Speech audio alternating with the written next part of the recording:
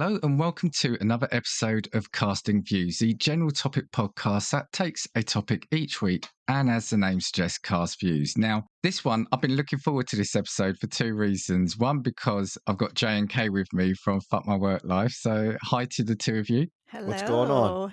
I've been looking forward to this. It's always a good laugh with you two, both during and either side of the recording. So, but also the subject. This was one of those subjects. I think I've touched upon it in a previous episode, and it's one of those ones that's fascinated me previously.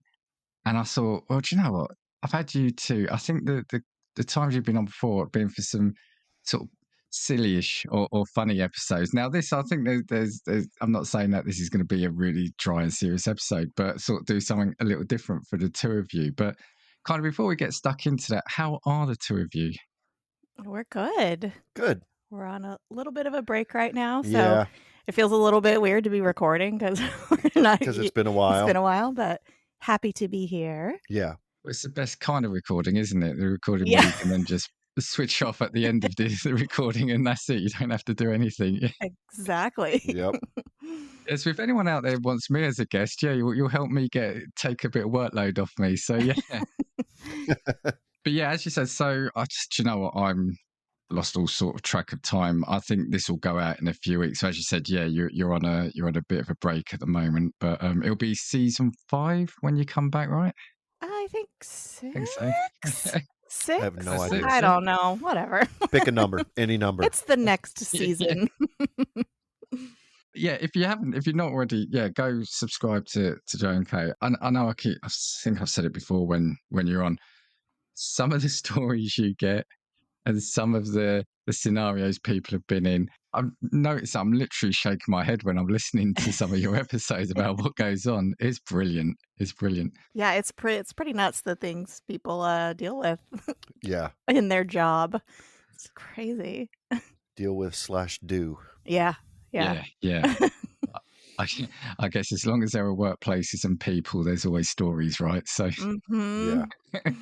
right. Well, we'll tell you what. Let's hear from Antonio and Diane over at the MILF and Me podcast, and then we'll get stuck into our episode. Face it, dating sucked in your 20s, gets worse in your 30s, and your 40s, forget it. It's a cesspool out there, and we're your flotation device. Join us weekly for saucy chat, ridiculous love gurus, And MILF-worthy fun to spice up your life. the MILF and Me podcast. Every Wednesday on your favorite pod platform. And the MILFandMePod.com. The MILF and Me podcast.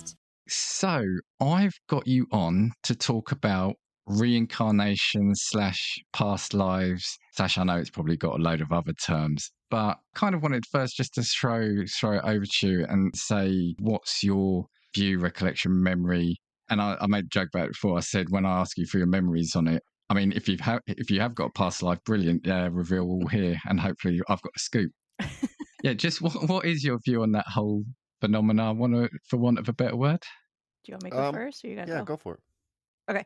Like my first kind of recollection of hearing about, reincarnation and past lives was in the 80s when Shirley MacLaine came out with her book, and I think it later turned into a miniseries called Out on a Limb, and my parents got way into it. So kind of through them, they started doing all of this like reading and researching and like delving into the whole like past lives and reincarnation. I was a small kid at the time, so I didn't really quite understand it, but it always kind of stuck with me.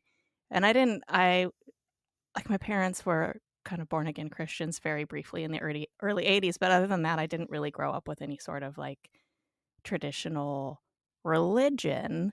But for me, the idea of like reincarnation and kind of our souls coming back in different iterations over and over again kind of makes the most sense out of any other kind of theological theory. I don't know. I find it very fascinating. But that's kind of like my first recollection is like Shirley MacLaine and my parents getting way into it in the 80s. Yeah. I mean, I heard about it when I was a little kid. I think all little kids hear about it at some point, like get asked the question, if you were reincarnated, what would you want to be? Yeah. And I think when I was a kid, I would want to be like a bird because I Yeah. wanted to fly. But now that I'm older, I want to be a house cat because that is like scream when you want food and sleep Yeah. Get and pets. get pets and toys and sleep. Just chill. I feel like that's something you really have to like work up and like pay your dues through multiple lives to Yeah, yeah, reach yeah. house cat status, I Yeah. think. I think that's a very old soul's Yeah. reward Yeah. is I don't know, becoming a house cat. Yeah, well, I was going to say, without wanting to sound morbid, I'm thinking the way life's going and the world's going, I'm like, when I'm gone, I kind of want it to be that. You know I what I mean? mean, It's yeah. like, let me rest after that. I'm not sure I want to see what Right. happens. Yeah. But it's interesting what you said about the whole religion thing. So I did sort of looked it up, and reincarnation has got its roots in philosophical and religious beliefs. I think it's in, Hindu, Buddhism, and Sikhism believe in reincarnation. And I kind of get that because obviously a lot of religions have got their version of the afterlife. So whereas we, or Christians or Catholics, whatever, say they go on to somewhere better, hopefully afterwards, this belief is that you come back. Now, my main recollection of it is as a kid, probably in the 80s and 90s. Now, I kind of joke about it. Maybe it's just I don't look at those sort of websites now, or those. We've got so many more programs because now, back in the day in England, we only had really 4 main channels, and what's the word, the paranormal stuff, the world of the unexplained felt like a much more entertaining subject then. Do you think it's a lesser thing now, things like this, the whole unexplained and the whole reincarnation scenario? I think, obviously through all of our experiences, the 80s, it kind of blew up, and I think it became kind of mainstream in the 80s. And it was also mainstream to kind of make fun of it, I think, but it was kind of in everybody's mind. It was kind of the butt of a lot of jokes back then. And I think now it's definitely still around, but I don't think people talk about it quite as much, or it's just become a little bit more accepted as a belief that it doesn't get brought up as much because it isn't kind of like the butt of jokes or people making fun of like the past life regressions and that kind of stuff. So I don't know. It's a difficult one to explain because I sometimes can't get the words out. I've got the thoughts, but it's about getting the words out properly. I just wonder if, as kids, maybe we're more, or sorry, when we're younger, we're more susceptible to hearing these stories and being fascinated by them. And maybe it's a generational thing. Maybe it's a specific age bracket where, like I said, maybe as we get older, we get a bit more jaded, and for the majority of us, we just put it aside and rule it out straight away and just think, oh, there's someone else that's lying or making a story. I think even nowadays, kids are still fascinated by this, because you're very impressionable when you're a kid. You believe what people tell you because you don't have it in your head to doubt.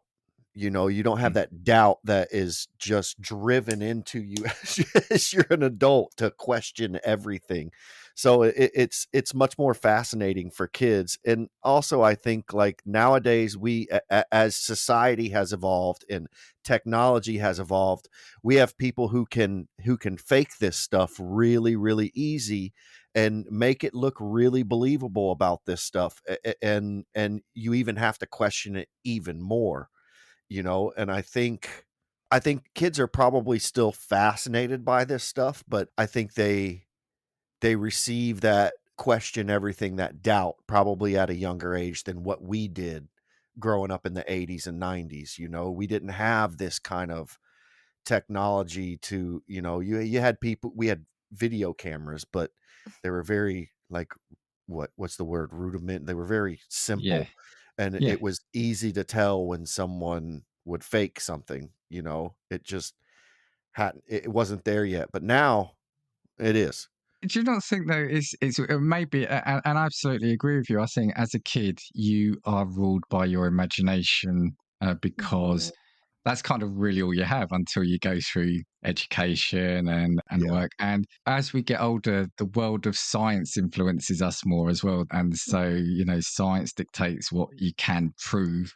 Now, things like this, it comes down to whether at the heart of it, you believe what is being told to you, right? Because you can't physically prove this. You can't Right. prove things like this. Yeah, I think it comes down to just, I guess, faith, but also your belief system. I mean, I'm always the sort of person, I was going to ask you, do you believe in it or not? Now, I always think that it's an odd one, because if it was something that was true, why does it only seem to be certain people that have the recollections? Why, you know, it still feels like it's a tiny fraction. But I will say all the time that I'm not going to rule it out just because I haven't seen it or done it. You know, I used to always joke that, you know, before I went to America, I've never seen America, but I know it's there. You know, it just Yeah. because I haven't, and I know that's a bit, you know, it's a bit of a twee statement, but there's a lot of things that we haven't seen, like, you know, the bottom of the ocean. We still not, you know, certain animals and insects in the rainforest, in the ocean, that we haven't seen. So there's a lot we've still got to discover. So what do you think? Do you think there's possibility that something like this is true? I mean, yeah, I I think anything is possible, and any kind of spiritual belief you have is just based on faith, right? Because there's no proof of any of it. There's really only Yeah. the only thing we can prove is scientific things, right? So any sort of religious spiritual belief is all just built on faith, and you just have to, you just have to believe what feels right to you, you know? Yeah. I mean, I think it's possible, right? Like, you meet people and you can be like, they haven't been around the block very many times, but then you can meet a small child who just has so much just inherent worldly knowledge, and you're just like, this is an old soul. Like, this Yeah. soul's been around quite a few times, you know, they've seen a lot. So I and that could also just be, you know, just the way people are. Some people are inherently just more uh I don't want to say smart, but just like words are escaping me right now. Just more aware of their surroundings Yeah. and the Yeah. world than other people are, and that could just be an easy, like, genetic explanation. But I like to think that, you know, people have been around the block numerous times, and to me Yeah. it just seems so much cooler than either you're just dead and gone and nothing, or you're burning in a fiery hell, or, you know, Yeah. Yeah. living in the clouds, you know, forever. Yeah. Yeah. And do you know what is funny? Actually, this week I saw something going around on social media that there is a woman who believes now that basically there's a multiverse, and when you die, your soul, your essence, whatever you want to describe it as, goes into another version of you, in another one of the ones that is still surviving somewhere else. And Mm, the thing I like about that, they said that can also explain why we potentially have these little Mandela effects, because you are in a different universe, and it's so basically you are transferring into another version of yourself, which I find I kind of find that an interesting take on it. I mean, if you've got, you know, if you're going to go into that, you've got to then also believe in like the parallel universe. But I remember as a mm. kid, I was obsessed with that thought that there was another version of me, that because this version of me seems to be, you know, making all the wrong decisions as they go along. So there is a version of me that has picked the right decisions. And I was always, yeah, I was kind of obsessed with that there was someone who'd picked the other choice. Yeah. Yeah. Yeah, I can see that, but I think to go off of what you just said, like there is another version of you that made the right choice. If you're going to believe in the parallel dimensions, because I've like heard about that stuff and read about it, and if you're going to believe in that, you have to remember that every single decision that you made in your life, there is a version of you that made the opposite decision. So every decision you've come into, there are multiples of you that have made the opposite decision. And so the number alternate use is in the billions. Would be in the infinite. it would be infinite. Yeah. You know, so it's like, you know, and that's like, to go back to your last question, like, do I believe in it? I don't know. I think when I ask myself if I believe in it, I overthink it too much.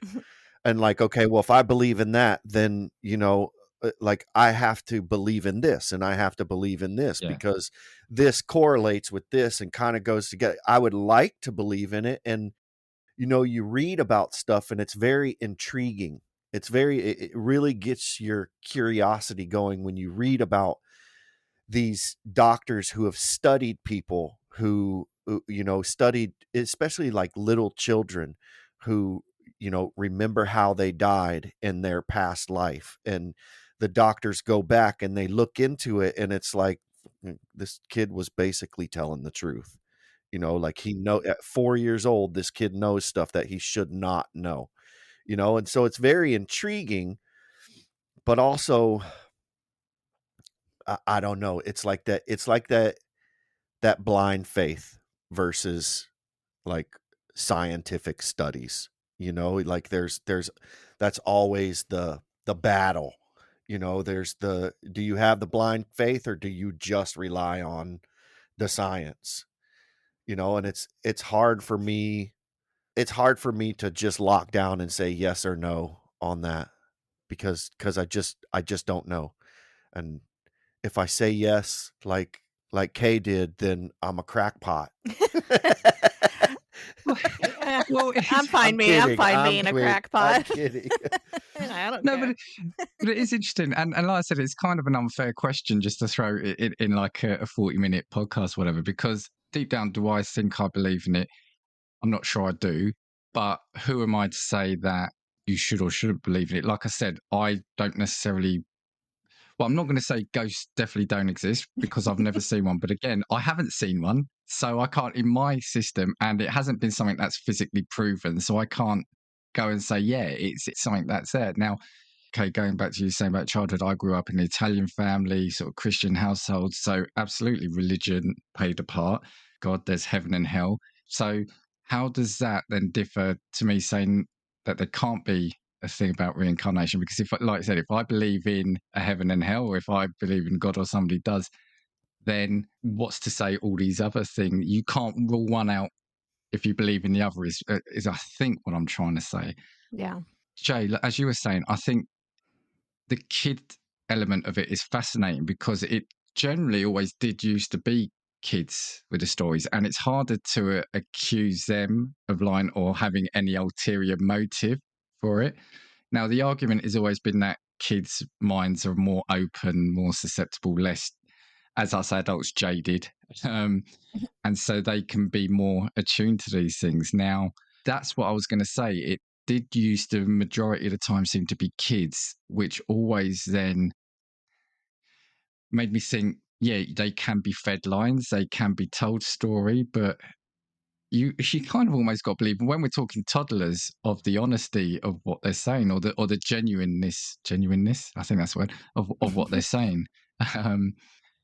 Because with anything, you know, I've got a few things here. We always have the people that are out there trying to make a name for themselves by faking things and, you know, making a mockery of it. And there's also, I come up with a few terms. I had a lot of things here. Do you know, I'm not going to read it all, but there was 3 things that I saw, and I looked them up because I didn't exactly know what they meant. So I looked them up first, and then I found out it was interesting. See, they said often with reincarnation you have something called cryptomnesia, which is where a forgotten. So you've got these memories, you forget them genuinely, and then they come back to you later, but you think there's something new. So they say sometimes most people, it might be an element of that. There's something called confabulation, which I thought was a made up word, but it's not. It's real. And this is where it's called honest lying. So it says where people, you don't intend to deceive. So you create false memories, which you believe are real because you're trying to tell a story. And so your brain goes to filling in the gaps. And something else that comes up, which also people say is another piece of evidence for reincarnation, something called xenoglossy, where you just start speaking another language, which you wouldn't have acquired by natural means. So I think when you throw a few of those things in, there are elements of made up memories or remembered memories. Then it's like, okay, people always used to get, especially with ghosts, that they see the ghost of, I don't know, Napoleon or some king of England. But it's when like the kids or when the people are talking about just ordinary Joe Blogs down the road or a couple of states over, when you're like, well, have they gone and researched just a normal family living in a 2 up 2 down house somewhere and remembered every detail of them? That's when I find it odd. Yeah. Yeah. It could be, well, I mean, like with kids, you know, it could definitely be influence of the parents, like, you know, parents saying, "Oh, I want my time to shine," feeding the kids lines, and or it could just be a glitch in the matrix, you know? Like with the whole like ghosts, like maybe ghosts are just a glitch in the matrix. It's one of those like alternative universes that just kind of statically gets intermingled with ours. Like I feel like there's so many crazy explanations for everything, and I feel like any of them could be possible. You know what I mean? Like, I don't like to think the world is just black and white. Like, we're here, we're dead. There's nothing else to it. I like to think that there's weird phenomenon and ghosts and past lives and all that. It just, to me, it makes the world seem more interesting, or life seem more interesting, to think that there's a possibility of that kind of stuff out there. You were talking about kids just speaking another language randomly. My sister-in-law, the one that you met, Francesca.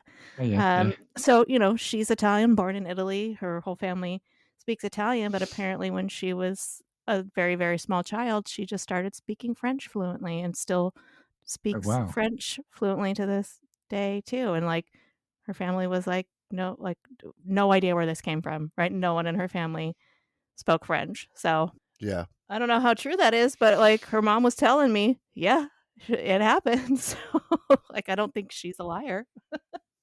Yeah, that's pretty. Francesca's got special powers. It's very. So she's it's all of this stuff is so intriguing. Like even if you look at like whether you believe or not in religion, you look at it and you hear about things, like you read the Bible and you hear some of the stories in the Bible, and it's very intriguing. These stories, it really gets your curiosity going, and you know, I think it's just, you know, I think all of this stuff is just a matter of how much you want to believe. How much blind faith are you willing to have? You know, and if you're willing to have a lot of blind faith and believe in that, so be it. You know, as long as it's not hurting anyone, you know, it's fine. I don't know. I'm very curious about it. I would love to know that it's true or it's not true. But we never will. I know. Which sucks. It's fucking annoying. I mean, gosh darn annoying. He already said, fuck my work life. I think it's okay. Okay. Yeah. That's the problem. With your podcast, I've already you've got to put the explicit on. No, I mean, you both said a lot of really good things there, in the sense of, firstly, the whole, when I said earlier about not being morbid, that's it. No, I've always said to myself that I always think there's got to be, you know, after having gone through what I hope is like 80 plus years of life, there's got to be something else after that, right? Otherwise, all I'm here for is literally just to work and eat, work, sleep. So, you know, there must be something else after that. When it comes to kids, yes, they can be fed a line, but I just always think there's something. When I say unnerving, I don't mean necessarily like unsettling, but when it's kids doing it, I think I've got to believe them, because I think they, you know, when we talk about really young kids, that I don't think they've probably learned how to intentionally deceive people with a story like that. Yeah. Like I said, it's fascinating. And Jay, I think, you couldn't put it better myself in what you said. It's just about how much faith or blind faith you've got, because everything now around us, especially with technology, is so literal, isn't it? We see everything, we know how to do everything, science is explaining everything. Yeah, what's happened to that little bit of belief and just faith? So Yeah, interesting. Have you got a couple of examples with you? I do. I've got one. I've got one too, but I do have a personal little story I want to share. Dun dun dun. Let's start with that then. Yeah, absolutely. So like I don't have any like past live memories or anything like that. But there are weird things, and again, could just be a glitch in the matrix. But I was never into drugs, never did drugs, but I can kind of like recall how certain drugs can affect a person and like the things that happen when you do certain drugs. And like I don't know where the hell that came from. Like, and this was like even as I was a teenager and I didn't really know like the people I was around didn't do drugs, but like there just certain things like, well, I know like if you did crack or something, you could get lockjaw, or just like weird shit like that. And I don't know where it came from. So I'm like, maybe I was a heavy drug user in a past life. I don't know. But I like to think if reincarnation is a thing that we're kind of tied to the same souls and people kind of over and over again, which is how you can explain, like you could look across the room at someone you've never met and be like, I'm going to marry that person. And then it happens, you know? So I like to think we're all connected. So my sweet little soul dog, Henry, passed away almost 2 years ago. And like, I don't know, 8 months after he passed away, It was uh, like 11. Jay is always fighting to get yet another cat. He always wants another cat. And I'm like, no, we don't need any more animals. And so like 11 months after Henry passed, he was like looking through Pet Finder and he was like, I saw this cat and I want to go look at it. And I'm like, no, I'm just going to go look. I'm not going to come home with the cat. And I'm just like, whatever. Okay. I knew he was going to come home with a cat. So he goes, he's like, do you want to come with me? I'm like, nope. So he goes. 30 minutes later, he comes back and he's got the cat. And I had our other The dog. tiniest, sweetest little baby kitten. Very cute. But you know, they put them in like the cardboard box with the holes in it when you take them home. And I was outside on the lawn with our other dog, who her and Henry were together for 10 plus years. You know, they were a bonded pair. And as soon as he got out of the car with this box, she just started pulling towards that box, and she just started whining, and she wanted in that box, and she was just like, whoo, whoo.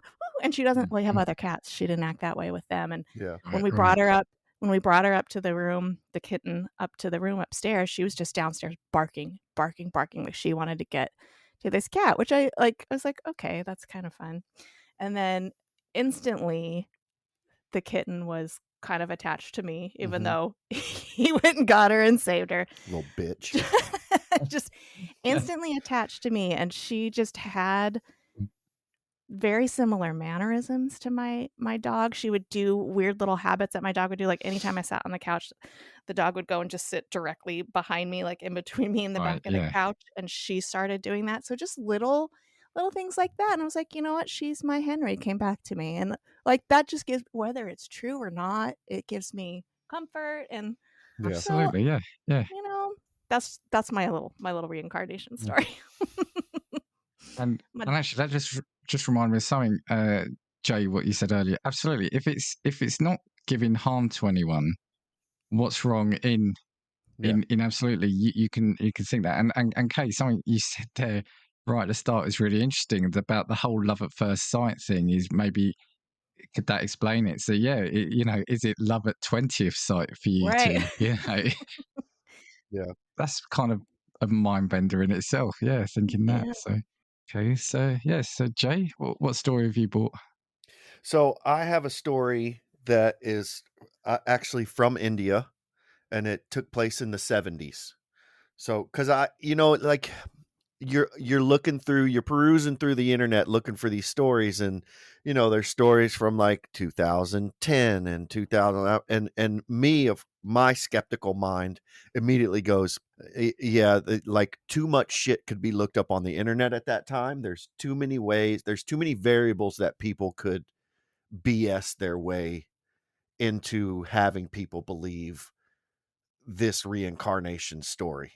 There's it's too easy to look up like genealogy and stuff like that, and name people that you shouldn't know from 20 years ago, you know. So I found one from the 70s, and it was in like India. Did part of India used to be Bangladesh, or is Bangladesh I don't know. a separate country still? I don't know. I'm very bad at all that stuff. I don't know. Either way, this one is about a woman named Uttara Hudar. So, okay. So Uttara Hudar is a woman in India who, at the age of 32, her memories and personality would abruptly change, and she would become like someone else. It's not And multiple personality disorder. that's so multiple personality disorder. A lot of the doctors who looked at her were like, this could be a like a cause for this. Mm-hmm. But I'm not even going to read it. I'm just, because I read it like 10 times. Okay. So this was in the 70s. She was born in 1941, and she was born in a little village. And, you know, her father was like a landowner and a farmer. And she went through life. Everything was normal. Like, as a kid, at an early age, she had a severe phobia of snakes. But it was only like 3 or 4 years she had this crazy phobia of snakes. And I've never been to India, but I've heard that there's a lot of snakes in India. So she went through life, and she went to school, and she got her master's in English, and, you know, worked. And then in her late 20s, she started getting, like, she just all of a sudden got like eczema and asthma and a unspecified gynecological something or other. Okay. Like, it didn't say, it just said, that's exactly what it said, like unspecified gynecological disease. So she went to a doctor, and the doctor started treating her on like an outpatient basis, and she started to like switch. In her village, they spoke Maharta, which I guess is like an Indian language. And then all of a sudden one day she started speaking Bengali, which is a completely Okay. different language. And she wouldn't let her father touch her. She wouldn't let her brothers touch her. She started dressing in a sari and like covering her head in the sari, because she believed that she was a Bengali woman who was married to a man. And sometimes she would switch to this person for like a week. Sometimes it would just be 2 days, and sometimes it would be like a full month. And she would not eat the food. She would only eat like Bengali food. And she said that her name was Sharada. And so all these doctors started to come and see her, and because she was in like an inpatient place, and she was going through this, and she felt like there was one point where she felt like the doctor who was treating her was the reincarnation of her husband from the 1820s. She believes she Wow. lived in the 1820s. So she would never touch light switches.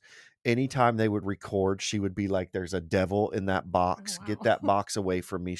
Yeah. Because all the trains and cars and everything like that, she was like mesmerized by them, because she didn't know what they were. And so there was one doctor who, was interviewing her as Sharada, and was asking her like, okay, what village are you from? And it was a village that was like 600 miles away. And she could like almost map out the village. Like, there's this temple here, and then you go down this street, and there's this here. And this was the 70s. So there was no Google Maps to go look this up. Yeah. This was all coming from her memory. And so the doctor went to that village and found a man who had the genealogy of that village, but he only had the genealogy of the men. So he found Sharada's father in this genealogy, and then just took down names and relationships to this Sharada woman of all these people, and then went back and quizzed her on it. And she like got it all right. She could name her great-great-grandfather, her great-grandfather, her grandfather, father, brothers, uncles. Like, she could name all of it. It was really intriguing because it was, it was in a time when, like, how do you fake that? Especially in India, like, how do you fake that you're from a village 600 miles away? And they had to, like, when she was in the hospital, they had to get Bengali speaking doctors to come Wow. Okay. work with her because she couldn't speak the Yeah. language. She couldn't speak their language. She could only speak Bengali. And the Uttar, the other woman, couldn't speak Bengali, could only speak, I think it's Maharta, That's almost like a possession, a past life right? possession, because it's weird that it would just come up as like a Just whole other suddenly, yeah, personality. yeah, Yeah. yeah.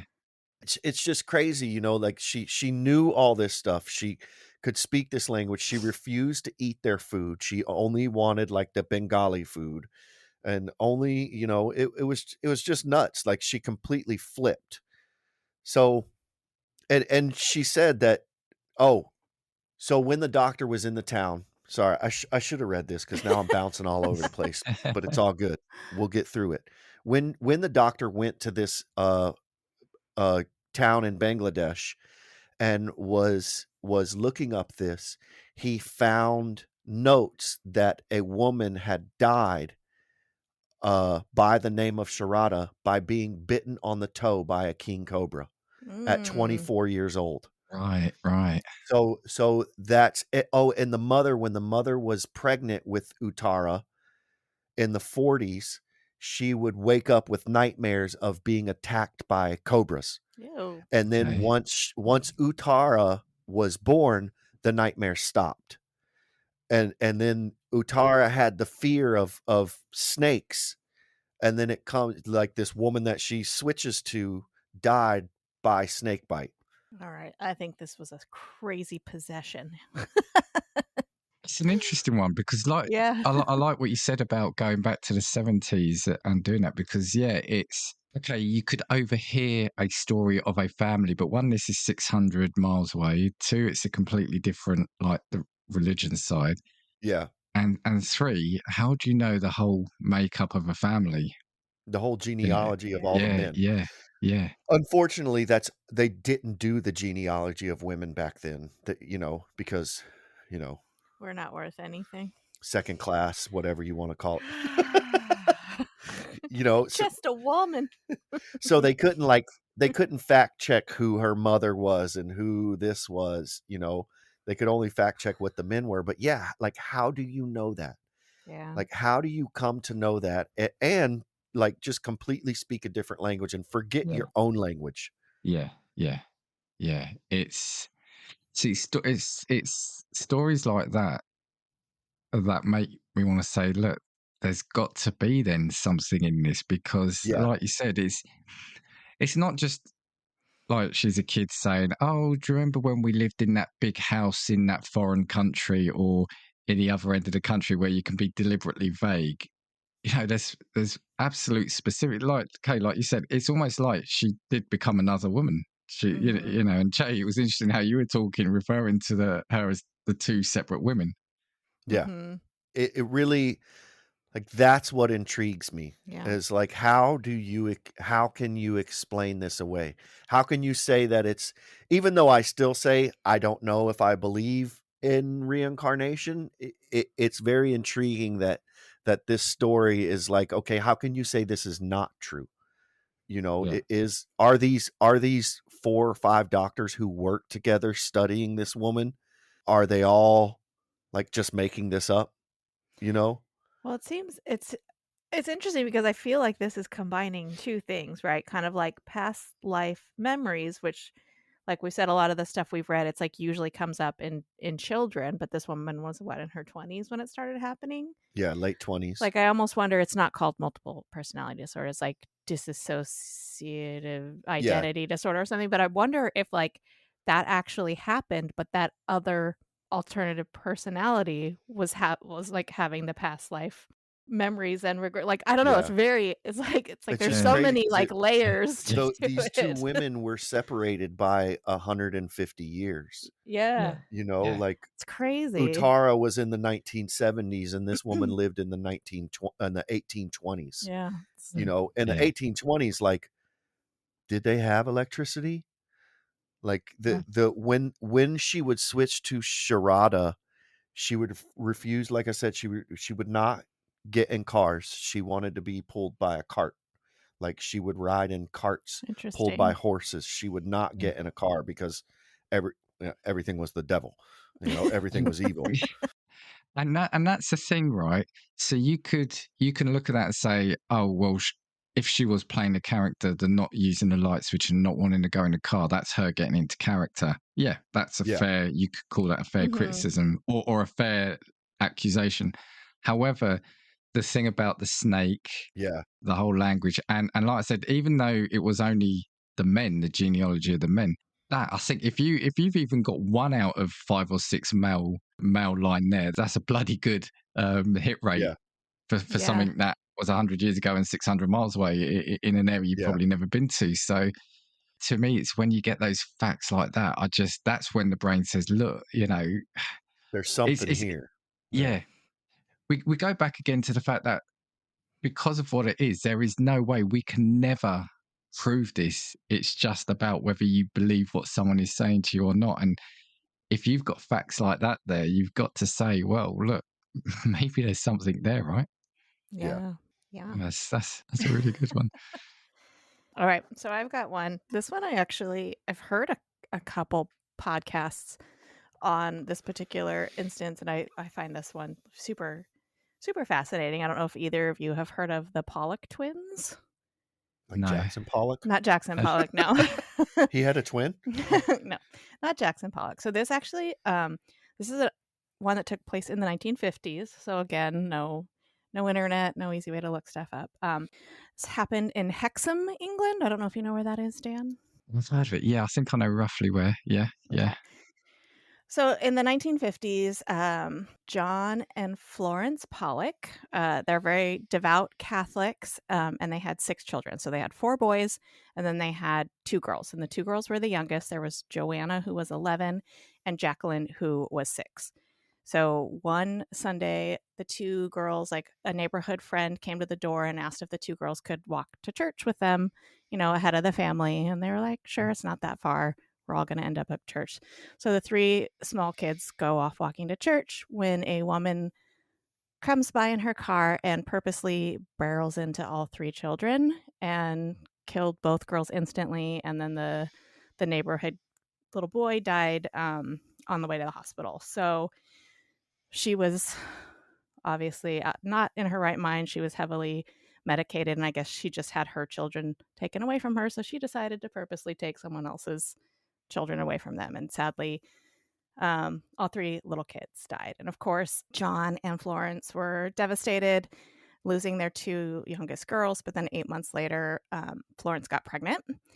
And even though some of the sources I read said like they only heard one heartbeat during pregnancy, which of course this is the 1950s. We don't know how sophisticated those things were then. She ended up giving birth to twin girls. So even though they were just expecting one baby, she had twins.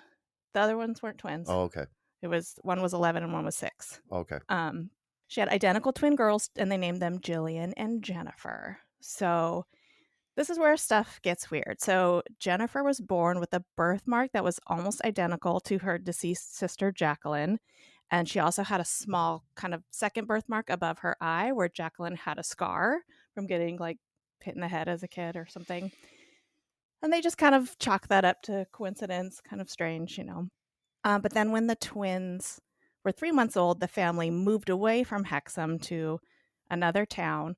But then as the twins started to get a little older and could start talking, they would start talking about their house in Hexham and the town in Hexham in like great detail. And they were 3 months when they left. So like they kept talking about it. So the family decided to go take a trip back to Hexham. And as they're driving along, these young kids were like, oh, there's the Abbey. And then up here is this place. And they were like naming landmarks in this town that they had never been to.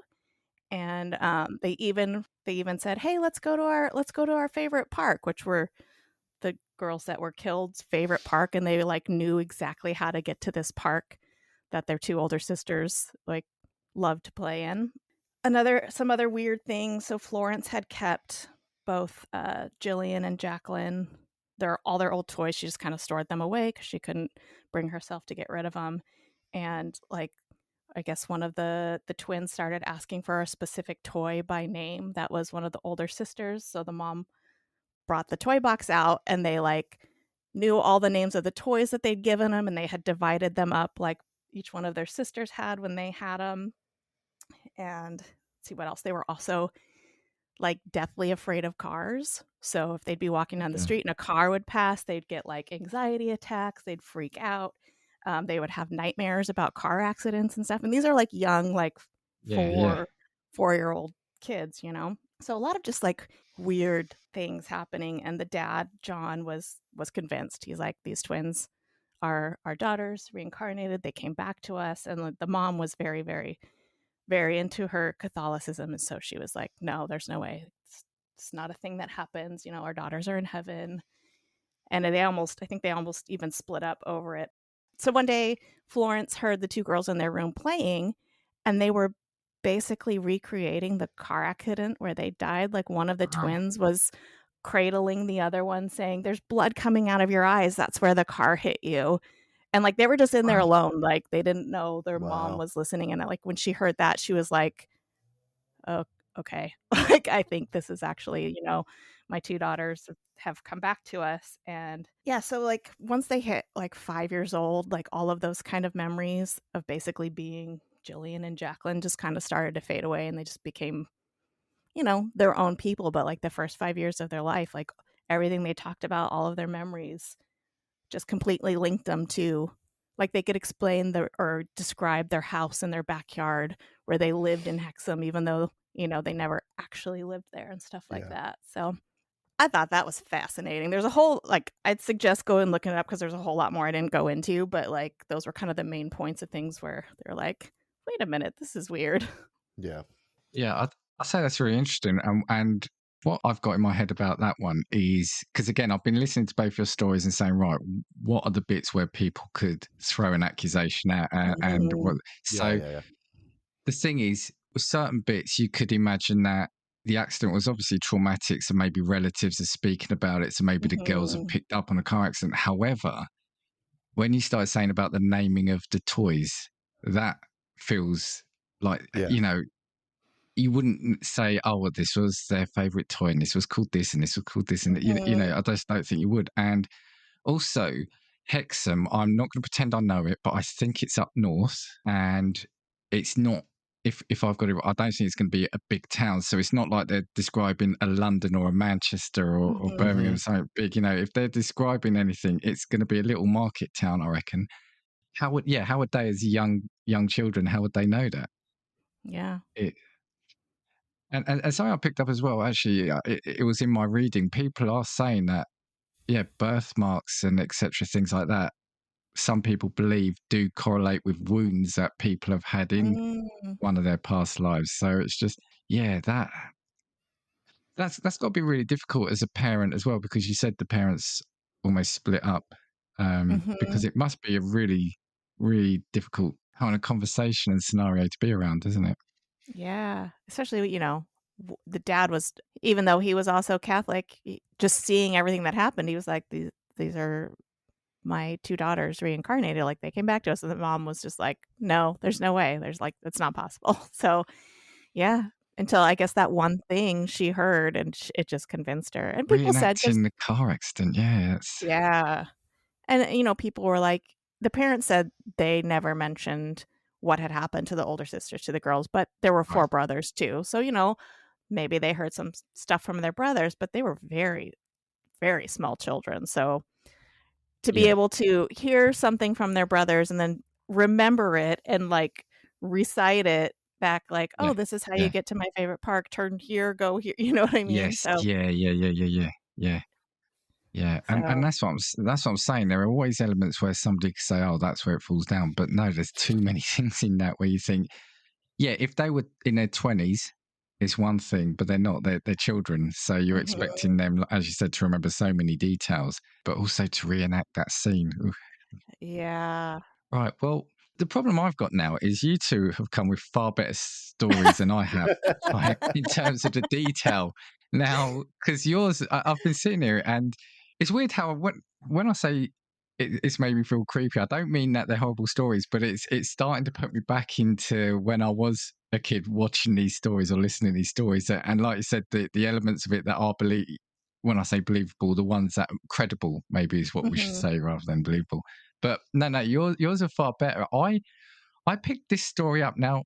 So the reason I say that is there's not much in the way of a huge amount of details about the past life, but it was just an amazing story all round. Now, ironically, mine's from the 50s as well. So we've all picked stories from long ago, which I think Mhm. and Jay, I just keep going back to what you said is I think it makes it better for it. It makes it a little Mhm. more credible. Yeah. Yeah, and this was a woman called Jenny Cockle.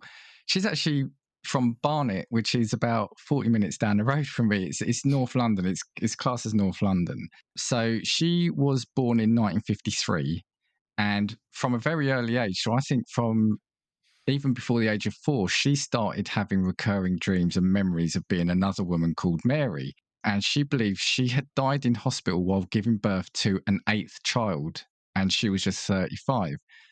So this Jenny was starting to have feelings of guilt, knowing that she'd left 8 children behind in this past life. So as soon as she could pick up a pencil, she was drawing a map of the place where she believed she used to live. She had a feeling it was in Ireland, but couldn't work it out exactly. So she said, I started talking about these memories before I turned 4 and thought it was what everyone experienced.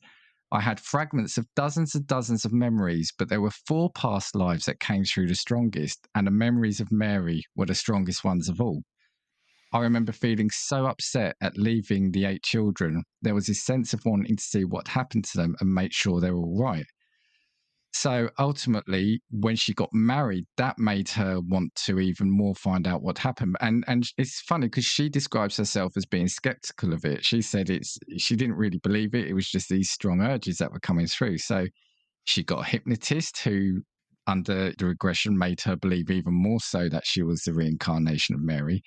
So she decided to go to Ireland in 1989. So what? So yeah, she'd have been 36 then. And sorry, bear in mind, this Mary would have died 23 years before she was even born. So that's an important thing to say. Sorry, in the 30s. As soon as she got to Ireland, she said she instantly felt a connection, remembering things about a place called Malahide, which is a suburb in North Dublin, which most looked like the maps from her memories. She said she knew more and could explain more than someone who had never been there before should know.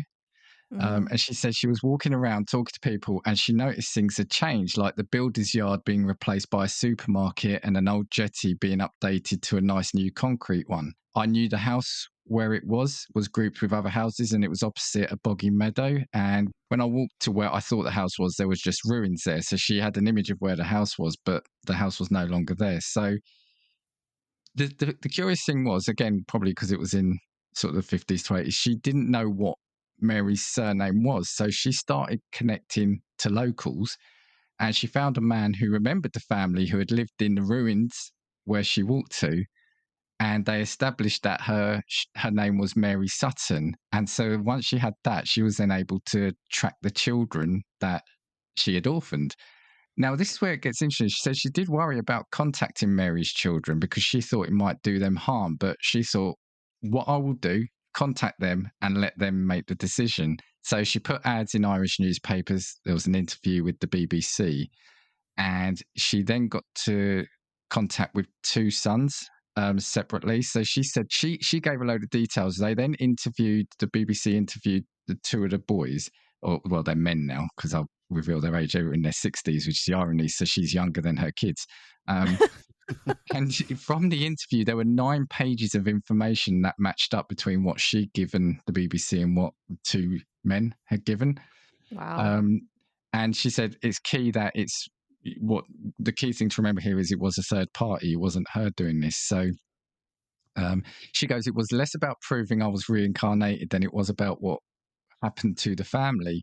But she said the rest of Mary's family was not so easily convinced. Who was this Jenny?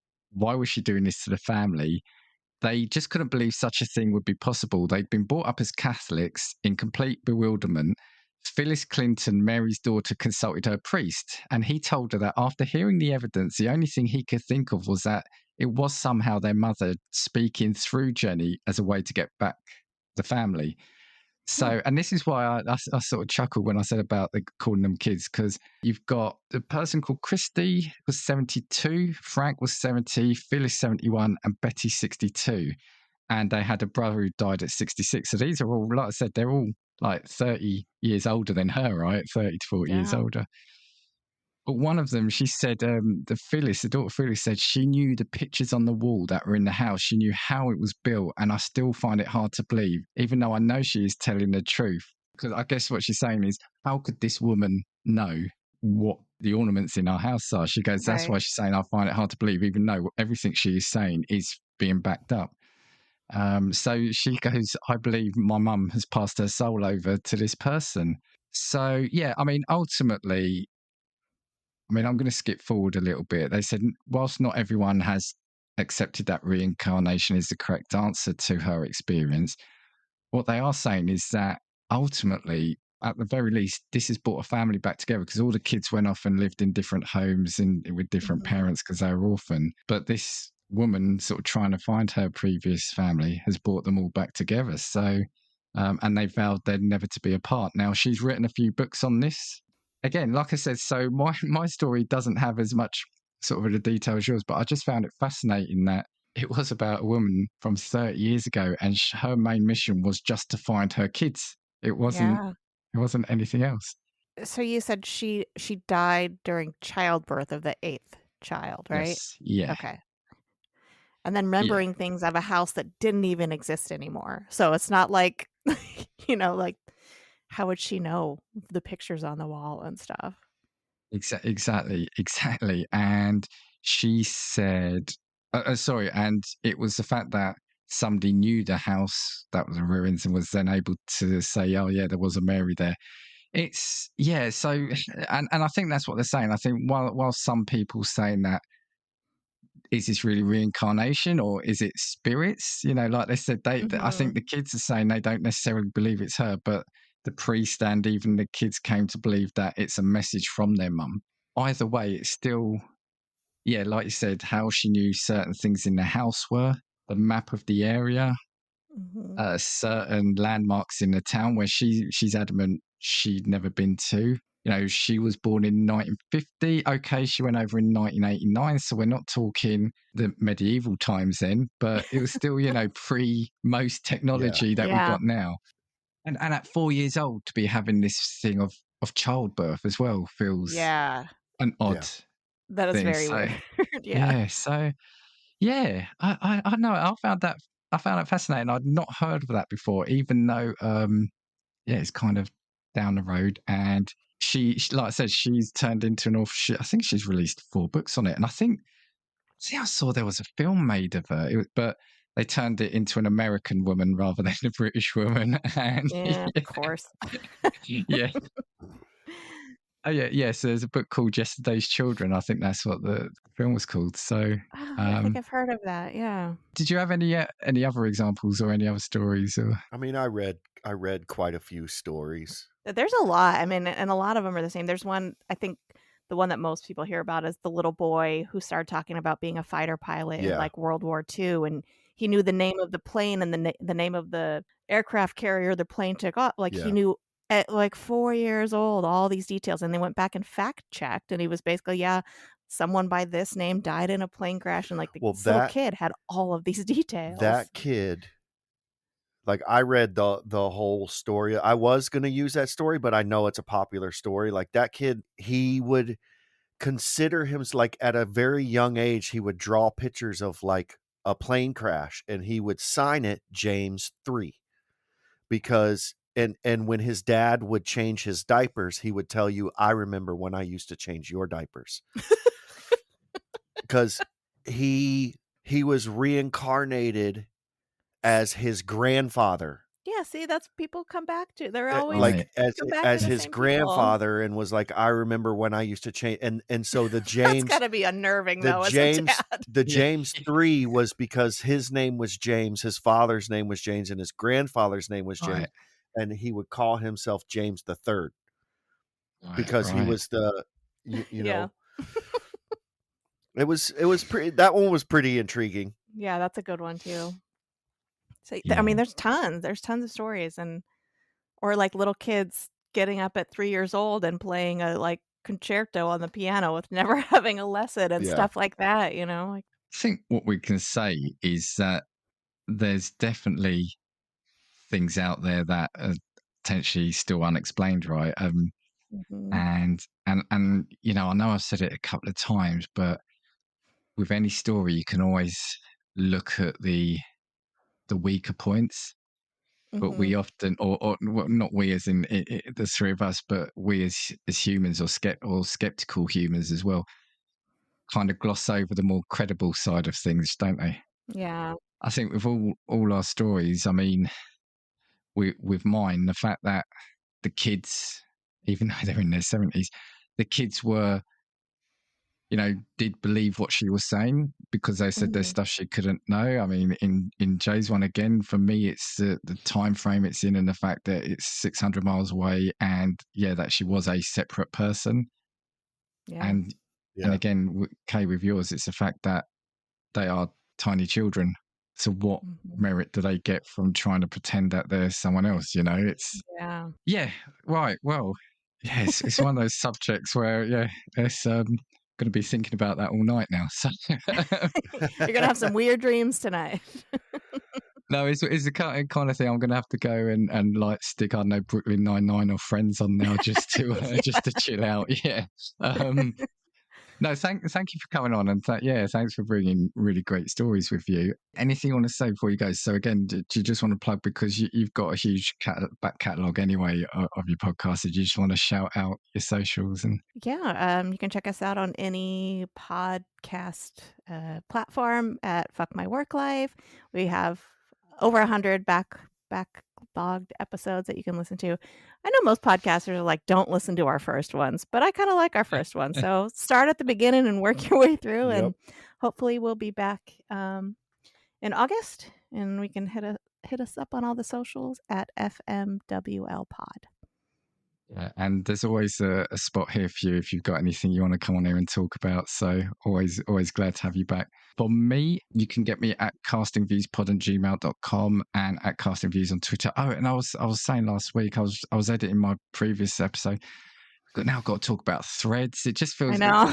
social media now just feels so confusing since the whole last Twitter blow up and Yeah, I know. and threads. So it's like it's now becoming. I'm trying to convince my wife to be my social media expert Manager. because it Yeah. feels like it that needs to be a full-time job. It is. JK, thank you very much for coming on. Thank Yeah, you thanks for so having much us. for having us. It's always fun talking to you. Yeah, can't wait for you to come on again. And we will see you next time. 2, 3, 4. If I want your opinion, I will give it to you.